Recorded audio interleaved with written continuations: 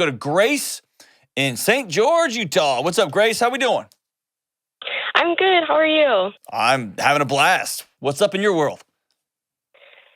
So basically, I am a resident assistant at my university, and I've had a resident lately who has been having really severe mental health issues. And my boss has basically just asked me to keep checking in on her and everything. But our university is super understaffed in the counseling office. So I don't really have anywhere to refer her to. And so basically it's just been falling on me to check in on her. But the first time I checked in on her, I had to call the emergency line because she told me she was having hallucinations and intrusive thoughts that were suicidal. And basically I just don't really know how to be a friend to her and also make sure that I'm protecting myself. Yes. And making sure that I'm not getting hurt. You are very wise. How old are you, Grace? I'm 20. Good for you. You are wiser than many, many, many folks twice your age. So good for you. I'm glad that you are in that role. Thank you. Lots of stuff here.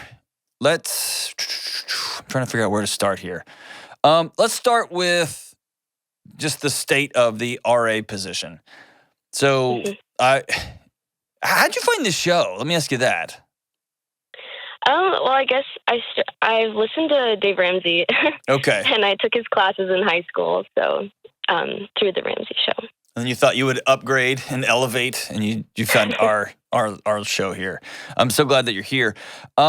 So for those not listening, the resident assistant, the RA position, is the live-in position. So it's usually an undergraduate student, sometimes a graduate student, who lives in the residence hall with college kids.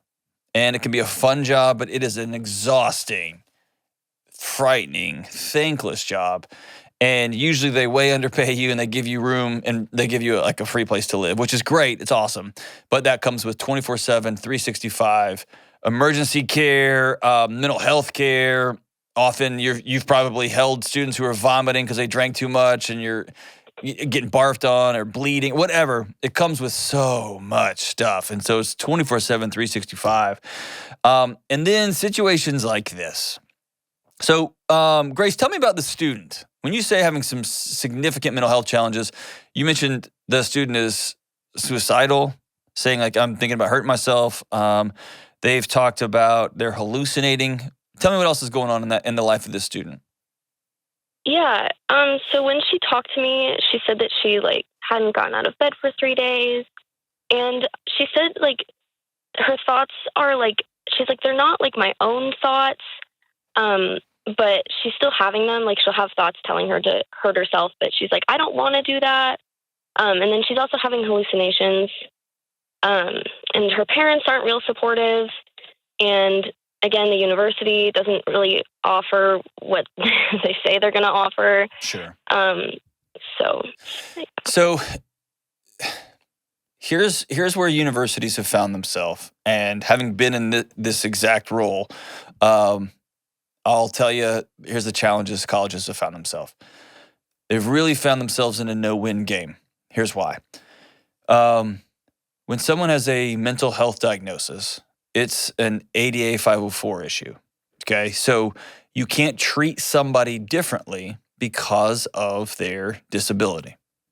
So you can't make a student who is challenged with mobility, who gets around in a wheelchair, you can't say, well, you can't be a biology major because that building doesn't have a elevator, so sorry, you got to pick from our other majors. You can't do that. You can't treat them differently. You're responsible for providing accessibility to the biology labs, to the classrooms.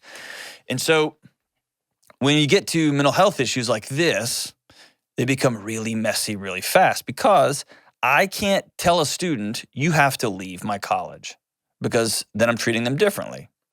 I can't tell a student, you can't have access to this part of the campus because I'm violating their disability. At the same time, there's court cases where a student took their life, they died by suicide, and then the school was held liable.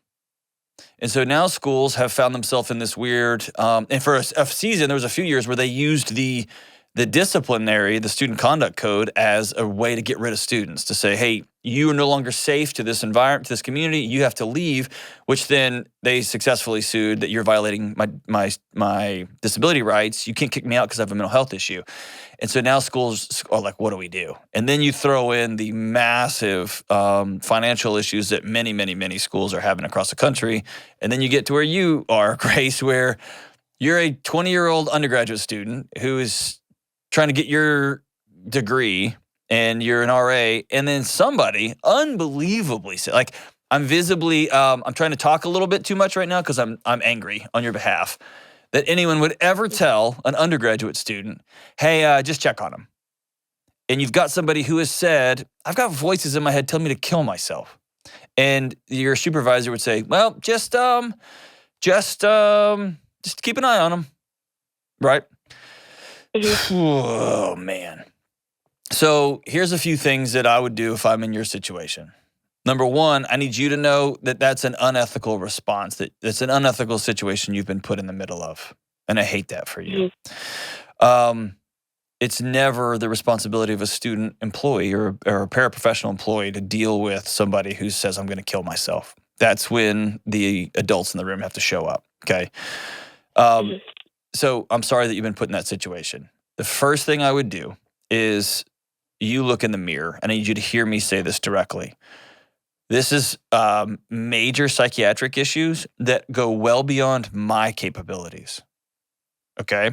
So if somebody came into my office and told me what that student has told you, which has happened, I can't even count how many times that exact conversation has happened. I, even with all the training and experience I've got, would take that student and make sure they were in contact with on or off-campus resources, okay? So that's not your job right now, but I need you to hear me say, you can't heal. There's not a thing you can say to this student that they're going to go, oh, there's not a, this has exceeded your ability, right? Your capacity. And so I need you to make sure that you are not feeling responsible for this student's well-being, their mental health issues. We are into psychiatry territory now, okay? That's hard for you because you're somebody who helps. You wouldn't even have this job. Or do you feel yourself trying to take this all on? A little bit, yeah. Okay. More so I've just been worried about like not taking it on, like really trying to like not feel responsible. Okay. All right. So the second thing I would do is put in writing what you've experienced and make sure that your director of residence life, the assistant dean over housing or whatever your thing, that they have that in front of them. And that's going to include your resident hall director. Okay. And there's going to be some sort of, you're getting me in, like you jumped the line, or you should not have sent this to this person. You should have sent it to me, the resident director and the hall director, and I should have sent it to. This is a point where somebody has told you, I'm hearing voices and they're telling me to kill myself. So I'm calling in all the cavalry. I'm calling in everybody. You know what I mean? And if somebody fires you for that, your lawsuit will be incredible, okay? So I would put in writing, I need everyone to be on the same page with this. This student has said the following. And I feel unequipped to be responsible for the mental health care of this student. And let them take over from there. My guess is you will probably get some sort of heat for sending that email. Okay. And here's what I want. The reason I want you to send emails, I want you to put it in writing that you as a 20-year-old have been asked to, well, you just check on them and let us know how things are going, and that you feel increasingly ill-equipped and unprepared for dealing with a student who has said, I'm hearing voices and I'm going to kill myself. Okay. And so if, heaven forbid, something does happen, you can say, I put everybody on notice that I was not equipped for this and this was not part of my job. Also, many schools have students who exceed their capacity for care. That's normal. It's the school's job, and I've had to have all kinds of conversations throughout my career to get off-campus resources lined up for their students if they're telling their parents that we're taking care of your kids. And so it should be, if the counseling center doesn't have care, great. it should be that there's partnerships with local hospitals, local mental health resources, local psychiatric units and things that we can send this kid to. Sounds like your college does not have that. Is that right? They do, sort of. Okay. But it's like the on-campus one is supposed to be free, and so then when they refer people off campus, then they have to like make sure that they get it covered and insurance and things. And I just don't know how supportive her parents are and all of that. So what I would tell you is this: unfortunately, some people, and you've dealt with this, I know you have crummy parents. They have parents who don't show up, or they have extraordinary parents who simply don't have the financial means. They don't know what to do next, and it's really hard when you love somebody and you care about them to be frustrated about their parents, but that's not something that you can handle. That's not on you, okay? Hopefully, you have a dean of students or a vice president for student affairs who's reaching out to the parents saying, we have a major, major situation here. Your child is not okay. They are threatening to hurt themselves in our residence hall. They're hearing voices, and we have to get them the care they need. And I can't tell you how many times I've made that phone call in my career. So it's normal. It's part of the job. It should happen.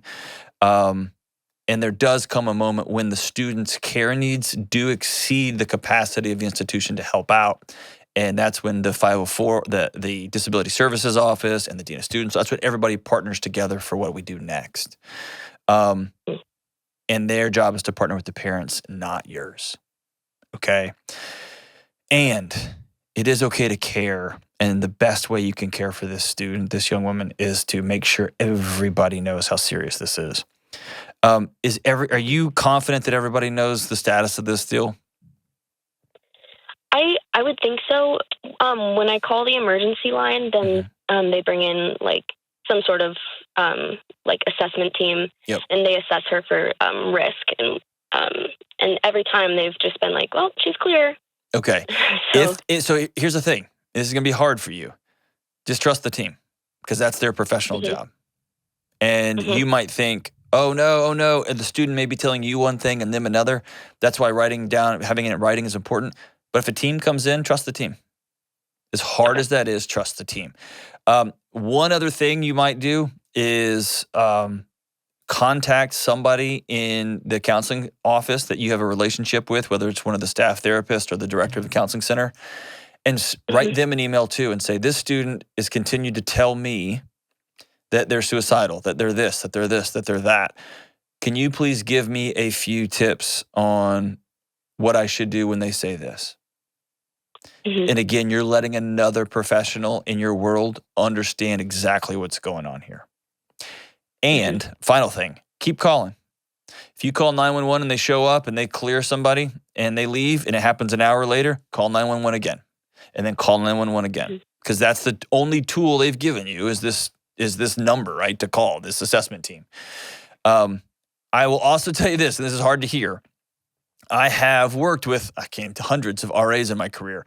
And sometimes RAs, because they live with the students, because they really care deeply, they feel like they've got more insight than anybody else. They feel like they actually are the ones who know more. And so I would trust the professionals in the world around you. That's hard because you're going to feel like, y'all aren't doing anything. They may not be doing anything for a reason. So send the emails. Make sure the adults in the room know exactly what's being said, exactly what's going on. Keep caring and care by passing this information along, and then trust the professionals in your world. That's such a hard job being an RA. Thank you for being brave and courageous and for leaning into people's lives. And for everybody listening, make the call. Make the call. Most of us are not equipped to deal with this kind of stuff. Make the call.